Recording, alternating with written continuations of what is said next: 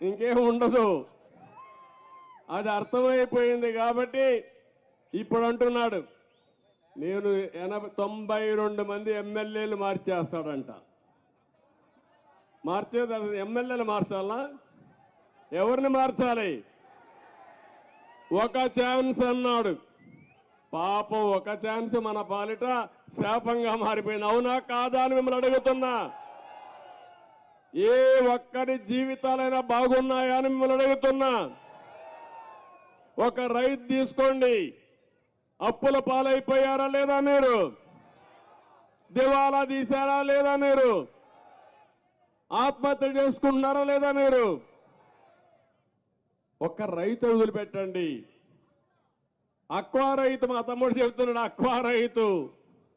ఒకప్పుడు అక్వా రైతు రొయ్య మార్గం మీసాలు మెలేసే పరిస్థితి ఉంటే ఈరోజు ఏ పరిస్థితి మీది?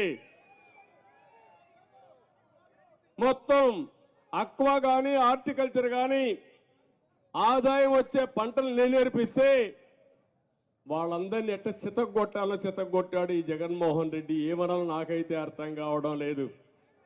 మళ్ళీ నేను వచ్చిన అక్వా రైతాంగాన్ని బాగుపరుస్తామనే వారికి చాలా ఇబ్బందులు ఉంటాయి. ఎందుకంటే ప్రపంచం మొత్తం మార్కెట్ ఎస్టాబ్లిష్ చేశాం. అమెరికా దగ్గర నుంచి అన్ని దేశాల్లో ఆంధ్రప్రదేశ్ చేపలు రొయ్యలు తినేవాళ్ళు. ఇప్పుడు ఎప్పుడైతే జగన్మోహన్ రెడ్డి పుణ్యం కట్టుకున్నాడో వేరే దేశాలు అభివృద్ధి చేసి ఆ మార్కెట్ వాళ్ళు ఆక్యుపై చేసుకున్నారు. రేపు రాబోయే రోజుల్లో మార్కెట్ కూడా కష్టం ఉండే పరిస్థితి వస్తుంది. నేను ఒకే విషయం మీరు గుర్తుపెట్టుకోవాలి.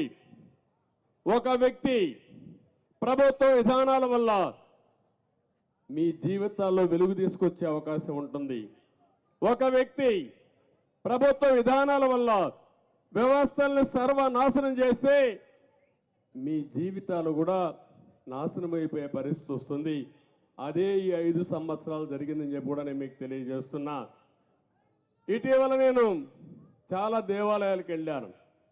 మేరీ మాత దేవాలయానికి కూడా ఇక్కడ వెళ్ళాను, చర్చికి కూడా వెళ్ళాను. అందరి దగ్గర పూజలు చేసిన తర్వాత నిన్న ఈరోజు మీరు చూస్తే నేను 2 యజ్ఞాలు చేశాను.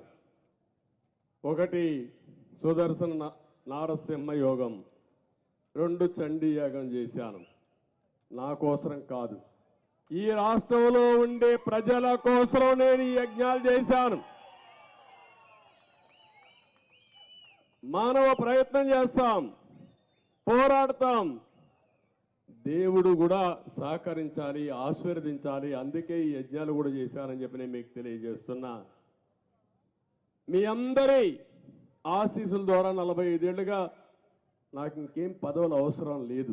ఆ విషయం మీరు గుర్తుపెట్టుకోవాలి. నా రికార్డు ఎవరు ఇంక బద్దలు కొట్టలేరు. సమైక్య ఆంధ్రప్రదేశ్లో 9.5 సంవత్సరాలు నేను ముఖ్యమంత్రిని. ఆ రికార్డు ఎవరైనా మళ్ళా బద్దలు కొడతారా? సమైక్య ఆంధ్రప్రదేశ్లో 10 సంవత్సరాలు ప్రతిపక్ష నాయకుడిని. మళ్ళా ఎవడన్నా 10 సంవత్సరాలు అక్కడ ప్రతిపక్ష నాయకుడు అవుతాడా? ఇంకా ఇక్కడ 5 సంవత్సరాలు ముఖ్యమంత్రిని, 28 సంవత్సరాలుగా నేను పార్టీ అధ్యక్షుడిని.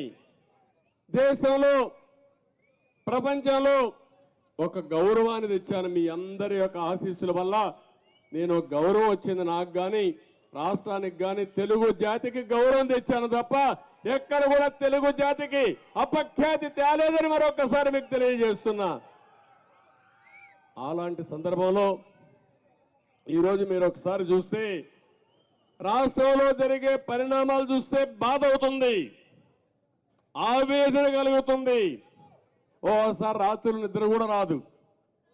నా కోసరం కాదు, జరిగే సంఘటనలు చూసిన తర్వాత 1-2 కాదు, ఒక్క ఛాన్స్. పాపం ఈ 4 సంవత్సరాల 9 నెలలు అయింది. ఈ 4 సంవత్సరాల 9 నెలల్లో అందరూ కూడా మా తమ్ముడిని గోయిందా గోయిందా అంటున్నాడు.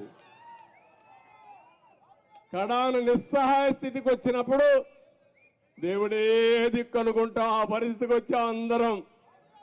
కాదు, మన చేతుల్లోనే ఉంది. మన రాత తిరగ రాసే శక్తి మన చేతుల్లో ఉంది. నేను అడుగుతున్నా, వైఎస్ఆర్ కాంగ్రెస్ పార్టీలో పనిచేసే కార్యకర్తల్ని, ఒక రైతుని, ఒక ఆటో డ్రైవర్ని, ఒక మహిళని, ఒక నిరుద్యోగిని, మీకైనా లాభం జరిగిందా తమ్ముళ్ళు? చెప్పమని వాళ్ళు అడుగుతున్నా. అందరూ ఒకరు కాదు, ఎప్పుడు కూడా మీరు గుర్తుపెట్టుకోవాల్సింది, ఒక విధానం వల్ల, ప్రభుత్వ విధానం వల్ల సంపద సృష్టించబడాలి. ఒకే ఒక ఎగ్జాంపుల్ చెప్తున్నా. మీరు మొన్న తుఫాన్ వచ్చింది, 2 రోజులు తిరిగాను. తుఫాన్ని మనం నివారించలేం,